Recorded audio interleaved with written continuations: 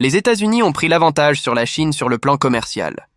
En 2018, les deux pays célébrèrent le 40e anniversaire de l'établissement de leurs relations diplomatiques. Les relations entre ces deux pays étaient étroites depuis longtemps. En 2017, leurs échanges de biens s'élevaient à 58,37 milliards de dollars. Les États-Unis sont le premier marché d'exportation et la 6e source d'importation pour la Chine. La Chine est le marché d'exportation le plus dynamique et la première source d'importation des États-Unis. La Chine est un pays que les États-Unis ne peuvent pas froisser. En 2017, les États-Unis ont investi 8,3 milliards de dollars dans des entreprises en Chine.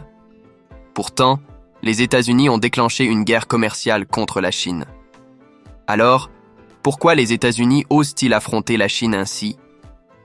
Pour comprendre cette situation, il faut revenir à la confrontation d'il y a 6 ans. La guerre commerciale sino-américaine n'est pas un conflit inédit. Objectivement, la guerre commerciale est devenue inévitable dans l'évolution de la société capitaliste. Prenons l'exemple du Royaume-Uni et de l'Allemagne au tournant du XXe siècle. D'un côté, le pays industriel le plus avancé, de l'autre, une ère post-coloniale plus sombre. Le développement des deux pays est à des stades différents et divers groupes d'intérêts coexistent en interne. Les conflits économiques ne surprennent personne. Dans le système occidental, un politicien doit d'abord remporter les élections pour accéder au pouvoir. Les groupes d'intérêts influencent les résultats en fonction de leurs propres enjeux et positions. Ainsi, la situation économique a une grande influence sur l'orientation politique d'un pays. Les décisions politiques peuvent également modifier en profondeur la trajectoire économique. C'est ainsi qu'en 1903, à l'appel de nombreux politiciens et industriels britanniques, Joseph Chamberlain, un conservateur britannique, a lancé le mouvement de réforme tarifaire au Royaume-Uni, créant ainsi un conflit commercial entre les deux pays. Le même scénario s'est produit aux États-Unis en 2018. Après ces réformes, la Chine est devenue un géant industriel du XXIe siècle. Grâce à ses atouts, les produits chinois ont conquis les marchés mondiaux. La Chine a gagné le surnom de « usine du monde ». Les Américains profitent de produits importés bon marché. Cependant, les ouvriers peu qualifiés sont confrontés à la concurrence chinoise. Ce groupe s'oppose donc fermement au libre-échange. Un politicien les défendant gagnera facilement leur voix. C'est ainsi que Trump a gagné contre toute attente aux élections américaines de 2016. 2 ans après, il lance des mesures protectionnistes pour l'emploi et la sécurité, déclenchant ainsi la guerre commerciale sino-américaine. Au fond, cette guerre reflète les demandes des groupes d'intérêt de Trump. Ce sont eux qui l'ont propulsé sur le devant de la scène et il les a aidés à obtenir des avantages. Les deux ont gagné. Biden poursuit la guerre pour la même raison, la force de ces groupes. On fait des erreurs quand on veut garder les votes. Mais ni Trump ni Biden n'ont pensé à quoi faire si les États-Unis perdaient.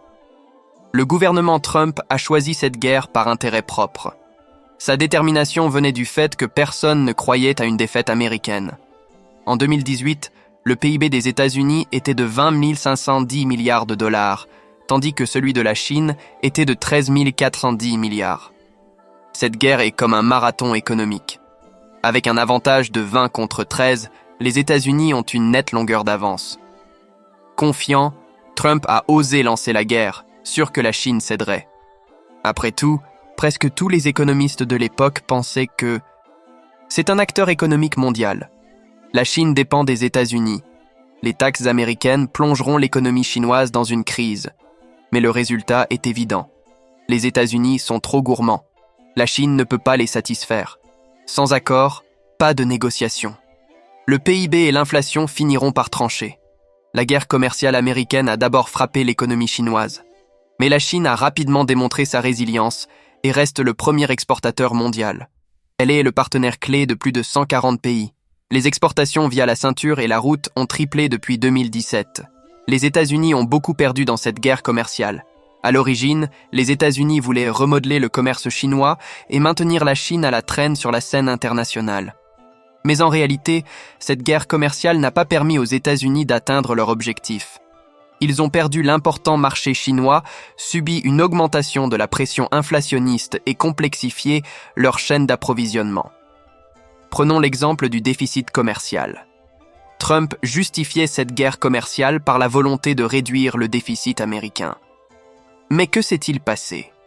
Selon le département du commerce, le déficit a atteint 160 billions de dollars en 2023, soit presque le double des 5,6 billions de dollars de 2017. Notons que le déficit avec le Mexique a augmenté de 17%, tandis que les exportations chinoises vers le Mexique ont augmenté de 19%.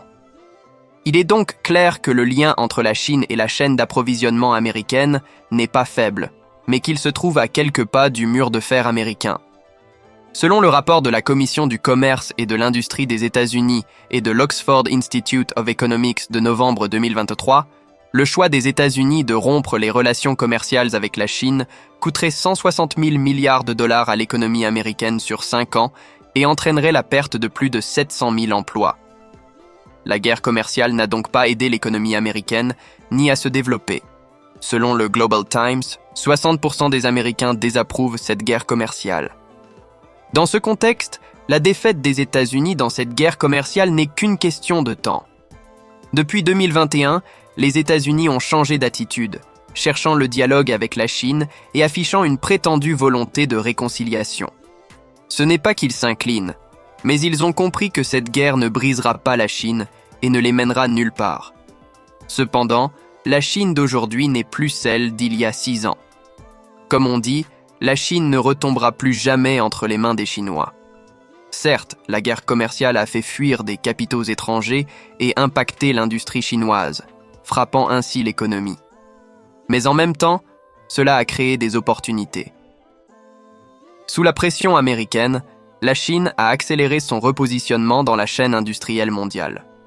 Du côté du grand public, on constate que l'industrie côtière, pionnière, migre vers le centre et le nord-est du pays. Les avis divergent sur ce phénomène, mais l'explication est simple. En clair, l'industrie chinoise évolue vers des produits de haute gamme.